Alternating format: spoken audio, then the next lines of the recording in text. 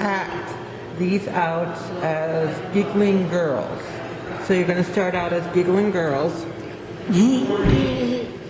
This is our interpretation of Old Joe and the Carpenter, a peace tale from right here in the United States.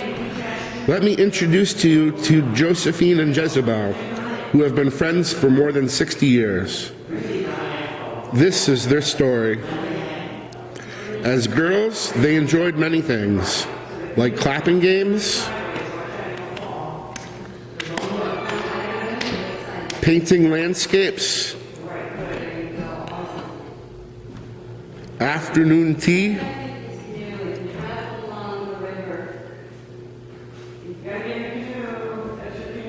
and long walks picking wildflowers. Pretend there's a basket here. Because she had a basket. As they grew older, the clapping games ceased. The paintings grew rarer, the afternoon tea lasted hours, and the walks shortened considerably. So freeze, turn, do another one, totally different position. Some are up, some are down. Like Rosie, you could be, and Joe, you should be doing something else, or lifting somebody up, that's good. And you should be doing something good. Freeze, one more. Change position. Grabbing, maybe you running this way, she's running that way. Yeah, freeze. Dead spot. You're looking, with your hands. You're trying to like toward it. Yeah, there'll be pretty birds and as you get out, start to climb. Get out of the canoe. You gotta get out of the canoe and find your place in meditation. Okay, so wait, just straight ahead, you're walking like up the hill, you know what I mean? You're looking through the fog. Ready, good. And then you're gonna but you can hold, everybody can hold on like we did last time. You're holding, hold his, get to him, Rosie. He's got the arrow. Okay, your hand should be down here. Yeah, that's good, if it's like this way. Yeah. So the arrow's like this. Yeah, and we're okay? holding on too. There are like 5 of them. So you're all holding on, you're trying to break it, you can't. The chiefs tried to break it, but couldn't. And Hiawatha said, "Together we are men of hope." This was the legendary beginning of the Iroquois Confederacy. They dominated most of North America for 200 plus years until the colonists came and the end of the Revolutionary War. Okay, so we were thinking of a final tableau of like them all hunting together, working together around the fire.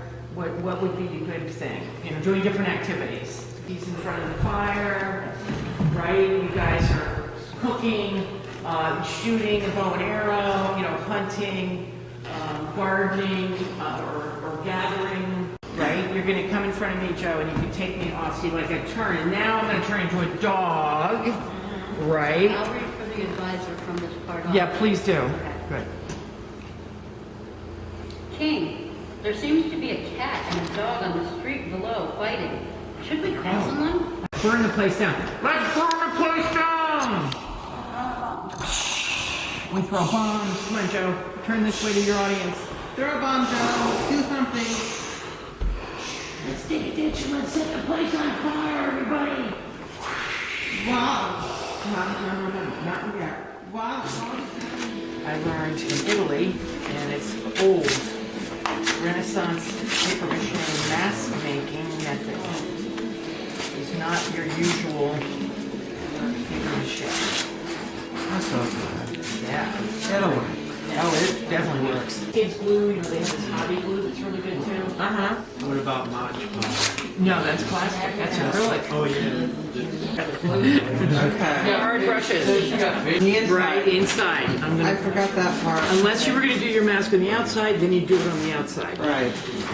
This is a plaster cast of John's face that we made a week ago, with plaster strips.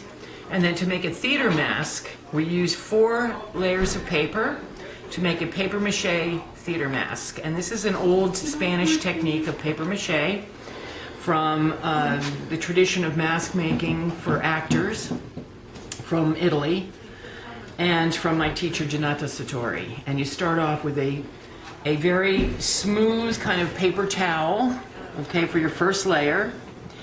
Second layer will be newspaper. All right, little pieces of newspaper, all with rough edges. And the next layer is paper plates that we soak in paper. That's the third layer. And the fourth one, we use brown paper bags. And you'll be able to see when we're all finished the final product, the final mask. Then when they dry, we take them out and sand them, cut the eyes out, the nose holes, and then paint them. When I did this in Italy, the pieces we used were like this big. Oh my God. It took me a week, really, every day working to do one paper mache mask. Yeah. Yep. So I've got sort of the American version, which is, yeah, a little faster. Okay. So we learned leather mask making, which is a Renaissance thing, and then the paper mache. And he had actual, I mean, he was really a sculptor, right? So he had leather torsos from people that he'd done, right? That he would say, that's a mask of that guy's body. Oh, cool. Like, a mask doesn't just mean your face is covered.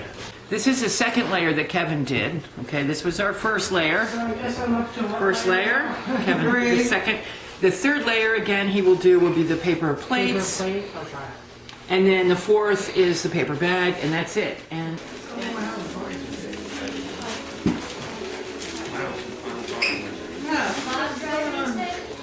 Bob. No, Bonnie and these guys. Wait, where are you going? To the Buckford today. Where? Who brought you in? Bob was going to, but then I had, Yes, Bob will be taking you home. All right, I was gonna say, if neither of London Anthony would. No, it's Bob. You talk about the painting? I'm attempting to make a Indian Really, it's culture whoever kind of wants to setting jump in, but with a creek and a woman pointing to what's going to be another woman, and that's all I got for now. I like being part of the whole art scene. Austin, what does music play in a role in theater? Like, what's the purpose of it? To like get a feeling? Yeah, to set a mood for the dialogue and just to create atmosphere. Sound effects can be considered part of the music making. What instruments do you use? Mostly guitar, but I also have percussion instruments, for incidental sounds, sound effects,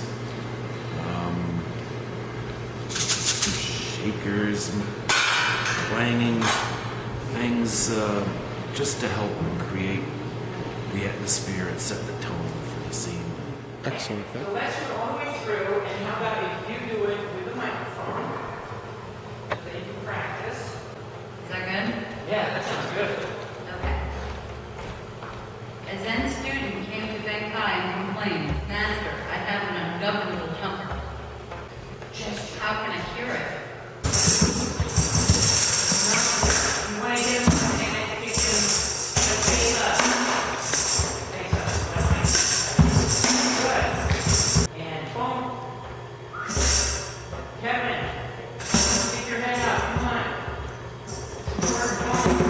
Yeah, it's got to be a real final boom. You know, like a boom, boom.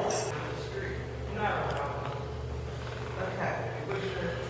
So the two continue to eat their honey and toast and tea. That's good.